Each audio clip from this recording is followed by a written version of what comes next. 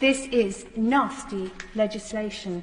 And you have to ask, is it appropriate for a few dozen protesters? This heavy-handed legislation, is it appropriate for that number of people who do occasionally disrupt our lives? And I would argue it's not, and it's almost as if this legislation is designed instead, perhaps, to prevent millions of people from protesting, because the government knows it has lost the confidence of the public here in Britain. And in a recent poll, 2/3 of people thought the government was corrupt.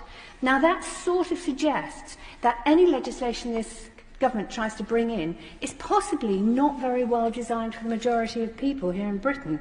I'm worried that what you're doing actually is bringing legislation that when there are general strikes and when there are hundreds of thousands of people out on the streets actually protesting about the collapsing and soon-to-be privatised health system, or the fact that everybody's pay is getting squeezed apart from the bankers and the wealthy. That's what I worry about, that you're actually bringing in these laws for far more people than just the protesters. My big concern here in this House is that we have a government that is simply out of control. And they talk about protesters being out of control, but I here think it's the government that's out of control.